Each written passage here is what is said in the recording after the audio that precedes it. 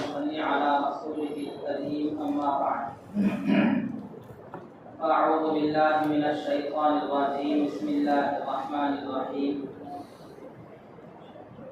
ألف لام ميم الله لا إله إلا هو الحي القيوم صدق الله مولانا العظيم. محترم بزرگوں، آج کی ہماری تراویح میں سورہ آل عمران کی تلاوت مکمل ہوئی ہے اور آج تک کم 4 پارے مکمل ہوئے. سورہ آل عمران کب نازل ہوئی؟ اس کے لیے شان نزول کیا بنا؟ تفسیر کی کتابوں میں اور علماء سے آپ حضرات 2 لفظ سنتے ہیں. نمبر 1، اس آیت کا شان نزول کیا ہے؟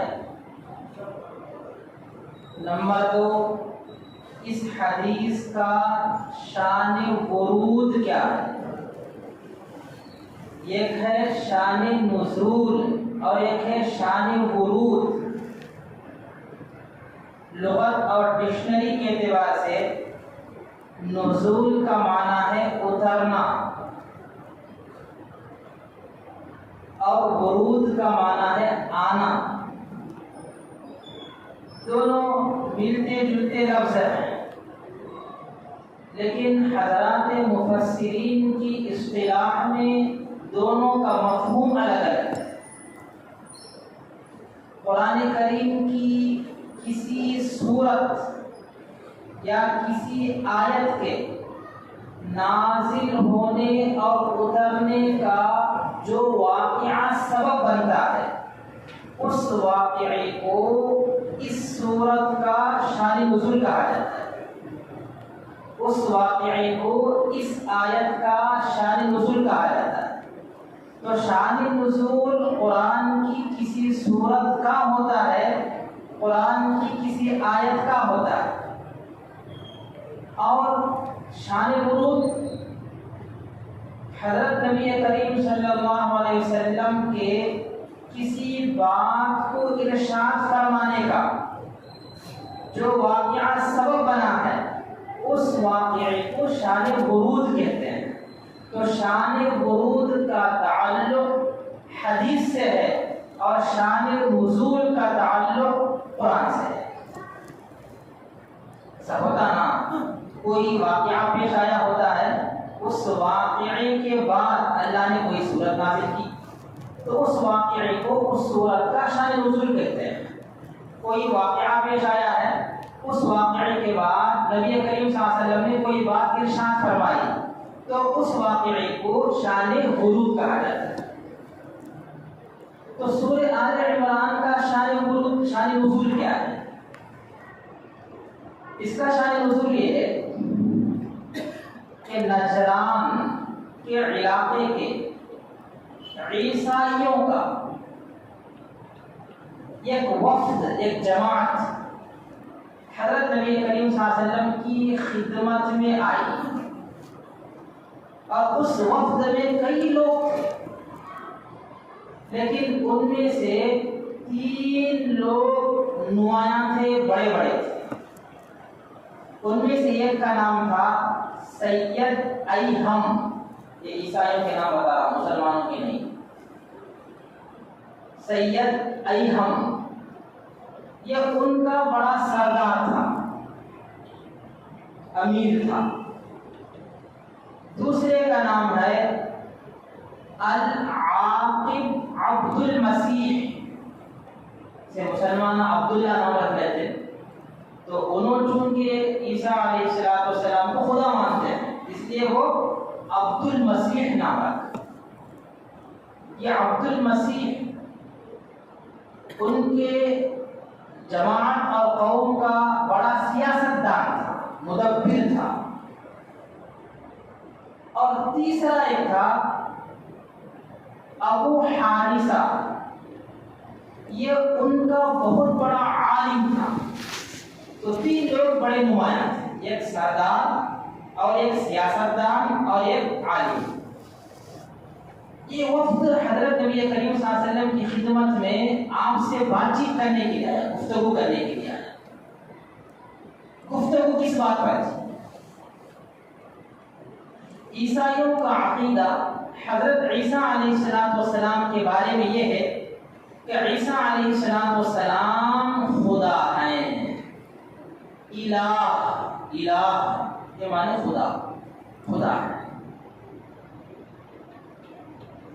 اور مسلمانوں کا عقیدہ عیسیٰ علیہ السلام کے بارے میں یہ ہے کہ حضرت عیسیٰ علیہ السلام خدا نہیں ہیں، اللہ کے بندے ہیں، اللہ کے نبی ہیں، پیغمبر ہیں. اور عیسائیوں نے اپنے اس عقیدے کی وضاحت کی. انہوں نے یہ کہا کہ عیسیٰ علیہ السلام پر موت آئی، سولی پر چڑھ گئے، ان کی وفات ہو گئی، پھر دوبارہ وہ زندہ ہوئے اور آسمانوں پر ان کو اٹھا لیا گیا. تو موت کو وہ بھی مانتے ہیں، لیکن وہ کہتے ہیں کہ موت آ چکی ہے، سولی پر ان کو چڑھا دیا گیا ہے، لٹکا دیا گیا ہے، پھر دوبارہ وہ زندہ ہو کر آسمانوں پر چلے گئے ہیں. مسلمان کہتے ہیں کہ عیسیٰ علیہ السلام پر ابھی تک موت نہیں آئی، بلکہ اللہ نے زندہ ان کو آسمانوں پر اٹھا لیا ہے.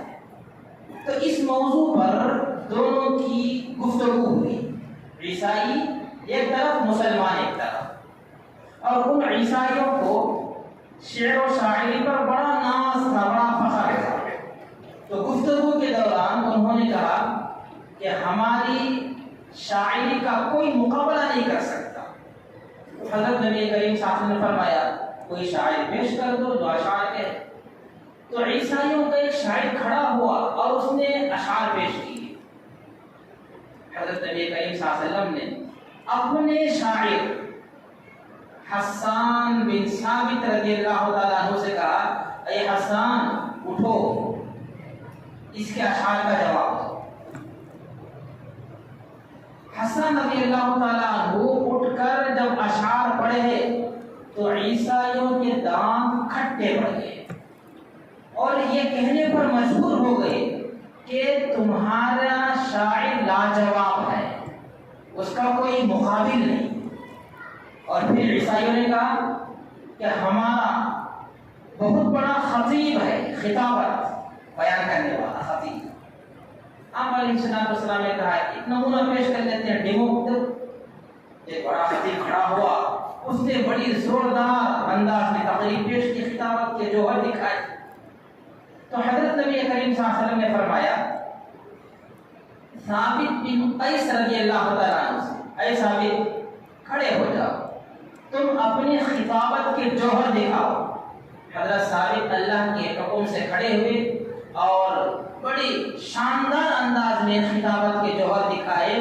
تو عیسائی یہ کہنے پر مجبور ہو گئے کہ تمہارا خطیب ہمارے خطیب سے بڑا تگڑا ہے، بڑا تگڑا ہے، اس کا کوئی مقابل نہیں ہے. آپ علیہ السلام نے کہا کہ دیکھو میں شاعر نہیں ہوں، میں خطیب نہیں ہوں، میں اللہ کا نبی ہوں. مجھ سے آپ لوگ گفتگو کرو دلائل کے ساتھ. شعر و شاعری کا کوئی مسئلہ نہیں ہے، خطابت کا کوئی مسئلہ نہیں ہے، دلائل کے ساتھ گفتگو کرو کہ عیسیٰ علیہ السلام خدا ہیں کہ نہیں ہے. تو عیسائی کھڑے ہوئے، عیسیٰ علیہ السلام کے خدا ہونے پر دلائل دینا شروع کر دی. آپ علیہ السلام نے بھی ان کے خدا نہ ہونے پر دلیل دی، کئی دلیلیں دی.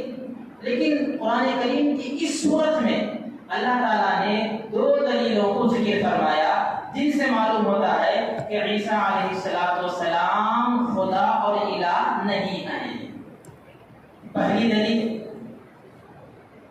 عقلی ہے، جس کو ہر عقل والا سمجھ سکتا ہے. کیا دی؟ اللہ لا الہ الا هو الحی القیوم. خدا تو وہ ہوتا ہے جو خود بھی زندہ رہے اور دوسروں کو بھی زندگی بخشے. خود بھی زندہ ہو اور دوسروں کو زندہ کرے، وہ خدا ہے. اور تمہارے قول کے مطابق عیسیٰ علیہ السلام پر موت آ چکی، وہ ایک مرتبہ مر گئے، دوبارہ زندہ ہو کر آسمانوں پر چلے گئے، لیکن موت کو تو تم مانتے ہو. وہ آدمی خدا کیسے ہو سکتا ہے جو زندہ نہ رہے، جو دوسروں کو زندگی عطا نہ کر سکے؟ خدا تو وہ ہوتا ہے جو خود بھی زندہ رہے اور دوسروں کو زندگی بخشے. عیسیٰ علیہ السلام تمہارے قول کے مطابق مر چکے ایک مرتبہ، تو خدا نہیں ہو سکتے. دوسری دلیل تھی نبی کریم صلی اللہ علیہ وسلم نے، جس کو کہتے ہیں دلیل نقلی. نزل علیک الکتاب بالحق، کہ خدا تو وہ ہوتا ہے جو دوسروں پر کتاب اتارتا ہے. بتاؤ عیسیٰ علیہ السلام نے کس پر کتاب اتاری؟ عیسیٰ علیہ السلام نے کسی پر کتاب نہیں اتاری، بلکہ ان پر کتاب اتری ہے. خدا وہ ہوتا ہے جو کتاب اتارتا ہے، وہ نہیں ہوتا جس پر کتاب اترتی ہے. عیسائی ہکی بکی ہو گئے، لاجواب ہو گئے، دلائل کی دنیا میں ہار ماننے پر مجبور ہو گئے. حضرت نبی کریم صلی اللہ علیہ وسلم نے ان سے کہا تم دلائل نہیں دے سکتے، چلو ایک کام کر لیتے ہیں جس کو کہتے ہیں مباہلہ. مباہلہ کا مطلب ہے جب کسی بات میں دو آدمیوں کے درمیان جھگڑا ہو جائے، وہ بولے کہ میری بات سچی ہے، تمہاری بات جھوٹی، اور دوسرا بولے میری بات سچی ہے، تمہاری بات جھوٹی. تو یہ دونوں ایک جگہ جمع ہو کر اس بات کی بددعا کریں گے کہ ہم میں سے جو جھوٹا ہے اس پر اللہ کی لعنت نازل، اللہ کا قہر اور غضب اترے. اسے کہتے ہیں مباہلہ. اسی صورت میں اس کا بھی تذکرہ ہے. حضرت نبی کریم صلی اللہ علیہ وسلم اپنے خاندان کو میدان میں لے کر آئے، حسن حسین رضی اللہ تعالیٰ عنہ کو اور حضرت سیدہ فاطمہ الزہرا رضی اللہ تعالیٰ عنہ کو میدان میں لے کر آئے اور کہنے لگے چلو مباہلہ کرتے ہیں، تم اپنے حق میں بددعا کرو اگر تم جھوٹے ہو، ہم اپنے بارے میں بددعا کریں گے اگر ہم جھوٹے ہیں. ثم نبتہل فنجعل لعنت اللہ علی الکاذبین. عیسائی جمع ہوئے تو ان کا جو بڑا عالم تھا جس کا نام میں نے بتایا ابو حارثہ، اس نے کہا خبردار حسن حسین کا چہرہ دیکھو، اتنا مبارک چہرہ ہے، ایسے مبارک چہرے والوں پر اللہ کی لعنت نازل ہو ہی نہیں سکتی. اپنے آپ کو بچاؤ، نبی کریم صلی اللہ علیہ وسلم سے درخواست کرو کہ ہم صلح کر لیتے ہیں، آپ سے مباہلہ کے لیے ہم تیار ہیں، صلح کر لیتے ہیں. چنانچہ وہ لوگ سمجھدار تھے، اپنے آپ کو ہلاکت اور بربادی سے بچانے کے لیے آپ علیہ السلام کی خدمت میں صلح نامہ پیش کیا کہ ہم آپ سے صلح کرنا چاہتے ہیں. آپ علیہ السلام فرمائے ایسی تھوڑی صلح ہوتی ہے، یا تو ایمان قبول کرو یا نہیں تو پھر جزیہ دو، پیسہ دو. سالانہ ایک رقم طے کی جاتی ہے، اس کو جزیہ بولتے ہیں. سمجھانے کے لیے میں کہتا ہوں جیسے آج کل ٹیکس لیا جاتا ہے، اس طرح کا جزیہ لیا جاتا ہے. یا پھر جاؤ جنگ کی تیاری کرو، میں آ رہا ہوں جا کر دیجیے. تین آپشن، یا تو ایمان قبول کر لو، یا جزیہ دے کر رہو، یا پھر جنگ کی تیاری کرو، دیکھ لیں گے کس میں کتنا دم ہے. بالآخر عیسائی مجبور ہوئے، انہوں نے جزیہ دینے پر صلح کر لی. پھر یہ لوگ واپس چلیں گے. تب اللہ تعالیٰ نے اس پوری سورت کو نبی کریم صلی اللہ علیہ وسلم پر اتارا ہے. یہ ہے شان نزول سورہ آل عمران کا. یہ سورت مدنی ہے، اس میں کل 200 آیتیں ہیں اور 20 رکوع ہیں. اس کا نام ہے آل عمران. آل کے معنی اولاد، آل عمران عمران کی اولاد. یہ عمران کون ہے؟ حضرت موسیٰ علیہ السلام کے والد کا نام بھی عمران ہے، اور حضرت عیسیٰ علیہ السلام کے نانا کا نام بھی عمران ہے۔ موسیٰ علیہ السلام کے باپ کا نام بھی باپ کا عمران، عیسیٰ علیہ السلام کے نانا کا نام عمران۔ اس صورت میں جس عمران کا تذکرہ ہے اس سے مراد عیسیٰ علیہ السلام کے نانا ہیں، موسیٰ علیہ السلام کے والد نہیں۔ عیسیٰ علیہ السلام کے نانا حضرت عمران بیت المقدس میں مسجد اقصیٰ کی امام تھے،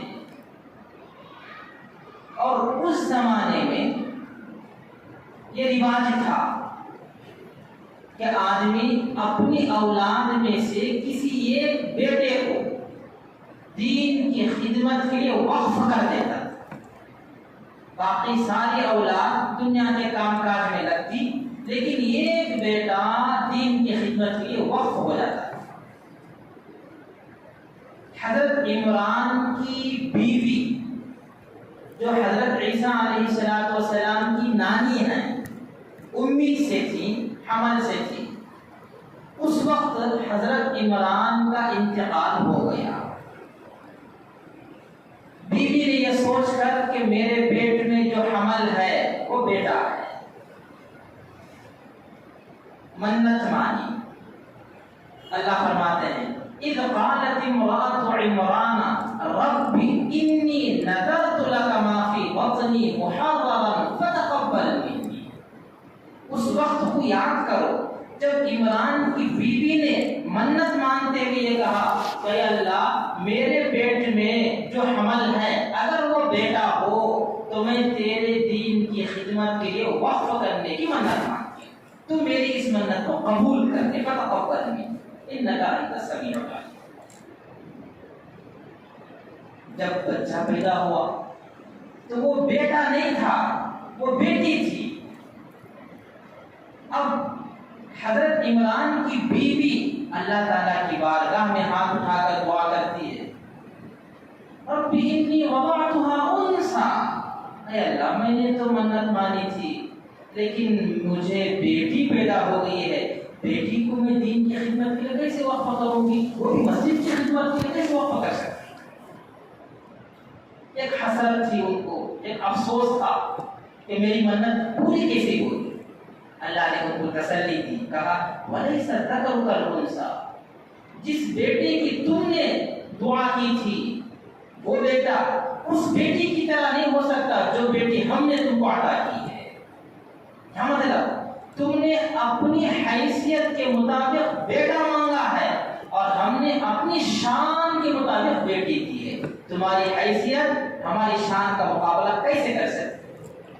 ہم اسی بیٹی کو تمہاری طرف سے قبول کر لیتے ہیں، منظور کر لیتے ہیں۔ اللہ تعالیٰ نے اسی بیٹی کو قبول کر لیا۔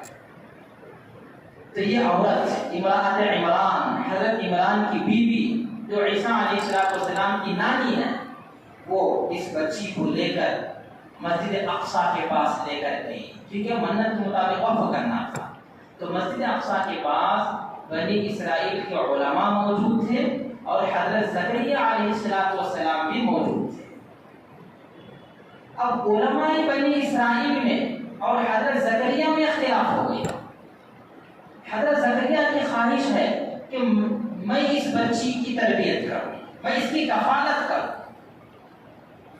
اور علماء بنی اسرائیل کی خواہش اور تمنا ہے کہ اس بچی کی تربیت اور کفالت کی سعادت ہمیں حاصل ہو۔ دونوں میں اختلاف ہوا۔ حضرت زکریا نے دلیل کے طور پر یہ بات کہی کہ اس بچی کی خالہ میری بیوی ہے، اس بچی کی خالہ میری بیوی ہے، یہ بچی میرے پاس رہے گی تو اس کی خالہ اس کی دیکھ بھال کرے گی، اس کی تربیت اور پرورش کرے گی۔ لیکن اس وقت کے علماء اس دلیل کو ماننے کے لیے تیار نہیں ہوئے، تو بالآخر اختلاف کو ختم کرنے کے لیے بات طے ہوئی کہ قرآن اندازی کی جائے، قرآن ڈالا جائے۔ اور قرآن میں کیا ڈالتے ہیں؟ ہماری طرح نہیں یہ چٹھی میں نام لکھ کر اٹھانا۔ وہ لوگ جن قلموں سے تورات لکھتے تھے ان قلموں کو دریا کے پانی میں ڈالنا ہے، اور جس کا قلم پانی کے اپوزٹ جائے گا، پانی ایسا جا رہا ہے، قلم ڈال دیے، واپس آیا قلم، تو جس کا قلم واپس آئے گا اس کے حق میں یہ بچی جائے گی۔ سب لوگ اپنے اپنے قلم ڈال دیے، سب کا قلم پانی کے ساتھ بہتے جا رہا ہے، صرف حضرت زکریا علیہ السلام کا قلم الٹی جانب میں اوپر آ رہا ہے، پانی کے اپوزٹ سمت میں جانب میں اوپر آ رہا ہے۔ تو سب لوگوں کی اطمینان ہو گیا کہ اب یہ بچی حضرت زکریا کی کفالت میں جائے گی، چنانچہ ان کی کفالت میں یہ بچی دی گئی، اسی بچی کا نام ہے حضرت مریم، اور انہی سے پیدا ہوئے ہیں حضرت عیسیٰ علیہ السلام۔ وقت ہو رہا ہے، دعا فرمائے اللہ تبارک و تعالی ہم تمام کو قرآن کا صحیح فہم عطا فرمائے، دین کی صحیح سمجھ نصیب فرمائے، آمین۔ وآخر دعوانا الحمدللہ رب العالمین۔